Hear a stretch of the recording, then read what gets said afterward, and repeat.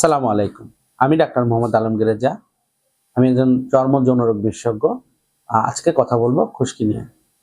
তো খুশকি আসলে দুই ধরনের হতে পারে।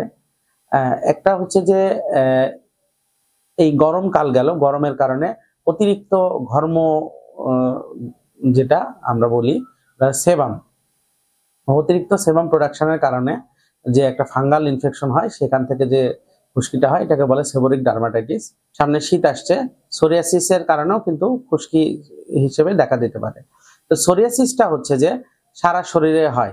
সেবোরিক ডার্মাটাইটিস সাধারণত আমাদের কাছে রোগীরা যে কমপ্লেইন করে যে আমাদের মাথায় চুলকায়, দাড়িতে চুলকায়, শরীরের উপরের ভাগে চুলকায়। আর সোরিয়াসিসের ক্ষেত্রে যেটা হয় সেটা হচ্ছে যে সোরিয়াসিস কিন্তু মাথার সাথে সাথে অন্যান্য জায়গায়ও থাকতে পারে। তবে অনেক সময় শুধু আইসোলেটেড স্কাল্প সোরিয়াসিসও পাওয়া যায়, অর্থাৎ শুধু মাথাতেই হয়েছে। এটার মধ্যে পার্থক্য কিভাবে বুঝবো? পার্থক্য হচ্ছে যে সোরিয়াসিসটা হচ্ছে সাদা, অর্থাৎ একটু মানে সাদা চুনের মতো কিছুটা কালার হয়। আর যেটা হচ্ছে যে সেবোরিক ডার্মাটাইটিস, এটা হচ্ছে ইওলিশ বা গ্রেসি, মানে একটা জিনিসের মধ্যে তেল দিয়ে ওটাকে ইয়ে করলে যে ধরনের হয়, ওই ধরনের হয় আরকি। তো দুই ক্ষেত্রেই চিকিৎসা আবার ভিন্নতা আছে। সোরিয়াসিসের চিকিৎসা আ আ তে স্টেরয়েড ব্যবহার করা যায় না। আবার ও ক্ষেত্রে আবার স্টেরয়েড ব্যবহার করতে হয় আ অনেক সময়।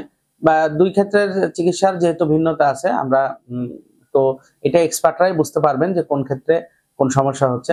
তো আপনাদের যদি দীর্ঘমেয়াদী কোনো খুশকির সমস্যা থাকে তাহলে আপনারা আ আমাদের কাছে আসতে পারেন।